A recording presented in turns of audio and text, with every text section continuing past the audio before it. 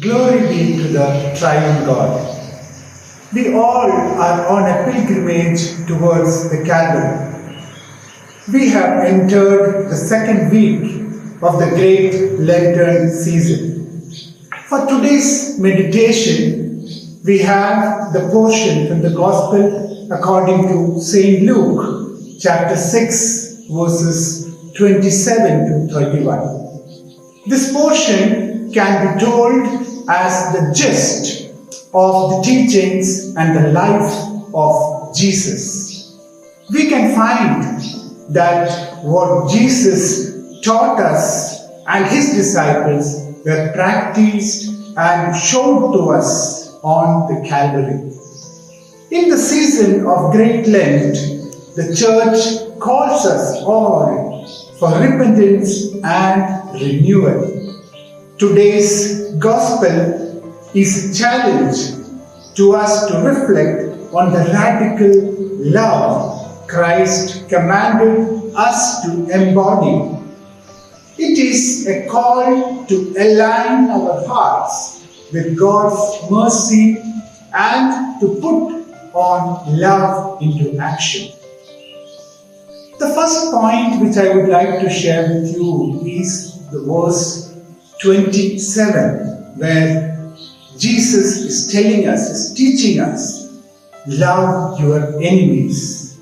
It is not just friends that we should love, but Jesus is telling us to love our enemies. This command breaks down the wall of the division not only within the churches, but for the whole creation, and calls us to reflect God's unconditional love.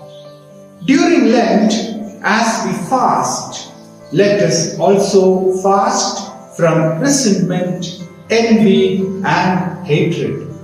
These practices are as essential as refraining from certain foods during the Lenten season. The second point which I would like to say is the continuation of the same verse, verses 27, where Jesus says, "Do good to those who hate you. Do good to those who hate you." This is not passivity, but active participation in God's work. Goodness disarms hostility and brings healing and relationship. A Lenten life must embody this active charity, extending even to those who oppose us. The third point which I would like to bring to your attention is the continuation of the same verse where Jesus says, "Bless those who curse you." In this part, we can say that Jesus is telling us to pray for those who mistreat you. This is in fact an imitation of Christ himself. On the cross, he prayed, "Father, forgive them, for they do not know what they are doing."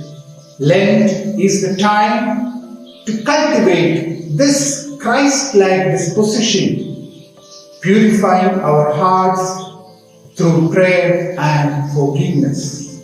The last point which I would like to share is the golden rule: do to others as you would have them do to you. This simple yet profound principle proclaims the essence of Christian life. It calls us to reflect on our own actions and strive to treat others with kindness, patience, and humility during our Lenten journey. I want to close with a small story.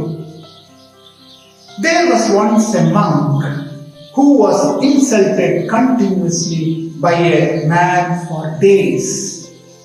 Instead of reacting, the monk smiled and continued his work. A disciple of the monk asked him why don't you react? The monk said, if someone offers you a gift and you refuse it, to whom does the gift belong? The man's hatred was like the rejected gift. It would not harm the monk, but his heart was filled with peace and joy. I would like to conclude. Lent is a perfect season to embrace the teachings of today's gospel. Let us love, do good, bless and pray for everyone. By living this way, we transform our hearts and prepare for the joy of Passover, where the love of Christ triumphs above all. May God bless us all during this Lenten season.